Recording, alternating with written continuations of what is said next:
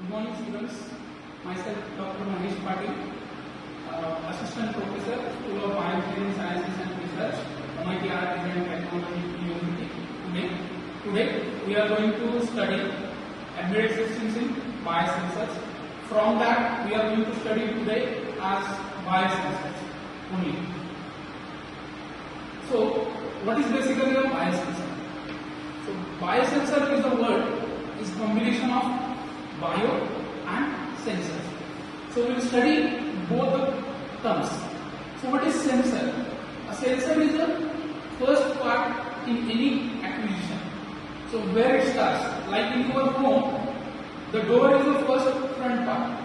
So for like that, in any device, the sensor which gets something is your first part. So that is sensor which senses something, gives you some data, you acquire that data, do something on that data afterwards. So the first and foremost important thing in your device, in your gadget is getting that real world data. So sensor is a device basically which captures the real world parameters and provides that signal to the processing department, which can does mini processing on that particular data. So what is bio and sensor? So biosensor is basically an analytical device which takes biological parameters as input and processes that and gives you a real world parameter for the next processing. Like it may be heat, it may be body temperature, it may be blood pressure, and any other physical parameter which we want to study for a biological parameter as a biological parameter.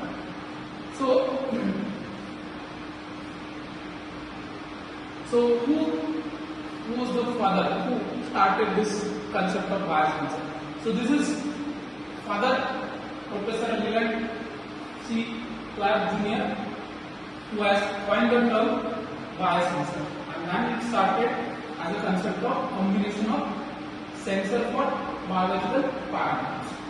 So what basically biosensor consists of? Basically, hota kya hai? What does it have?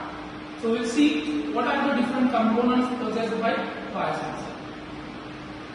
So this is a block diagrammatic view of a biosensor, which you can clearly see analyte, a bioreceptor, a transducer, and there is a measurable signal which we are mostly important for us.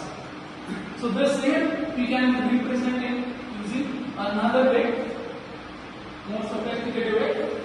This is analyte, there is a bioreceptor, there is a transducer, there is electronics part, and there is a display part which we need to have at the end so that we can see what parameters are there. Now, this is what is basic representation. So, in between this, the first and foremost part is called as analyte.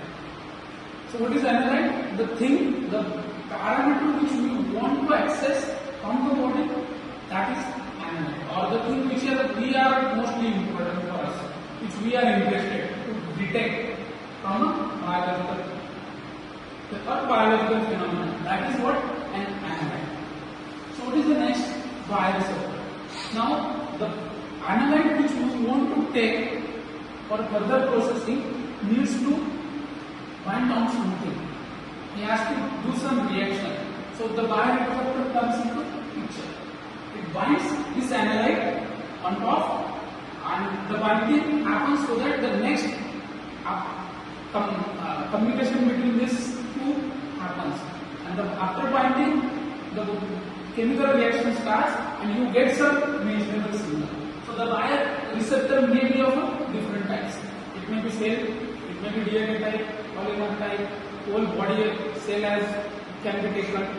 So it depends what your particular application is and what you want to do with that application. So next part is transducer. So this is one of the most important part of your biosensor, which converts whatever output you have got from the chemical reaction to real world parameter for other processing. Because till now you have got the chemical reactions output. It may give you voltage, current, whatever parameter in real world. Now I want to convert that into some measurable parameters, and that job is done by this transducer. So this has different types. This can be a photodiode, you can see thermistor, you can be a electrode for a pH, you can test it, you can have quartz electrodes which has different properties and we can use them to produce some measurable output. So this is the third part. Now after this, my transistor produces some signal and that signal I need to now process and my electronics part comes into the picture now. And that electronics part is needed for me because whatever parameters I have got, I need to process. So it may be we needed, take an example, we are doing some blood glucose monitoring and whatever voltage current generated by my reaction maybe in millivolt, I cannot process. Maybe it will be nano ampere. I need to rescale it. So I need to either amplify the signal, it may be analog, I need to convert it to digital format so that I can process that digital parameter easily.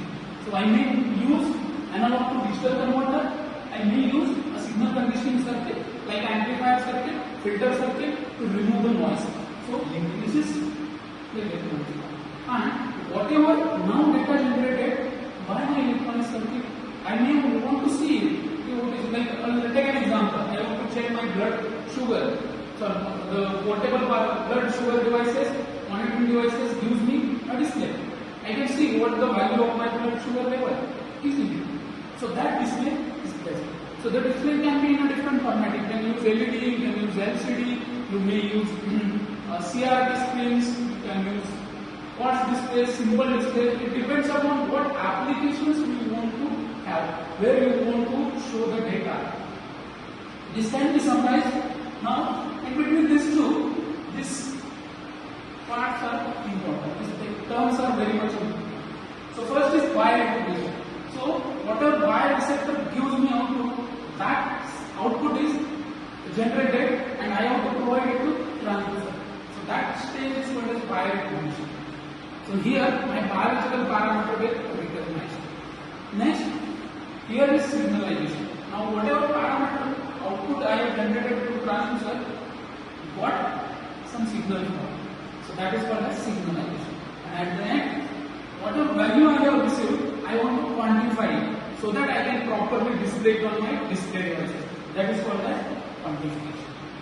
And this whole theoretical we can summarize in next slide. Here you can see all the terms which we have used as a component of device, and you can see very clearly what each component stands for.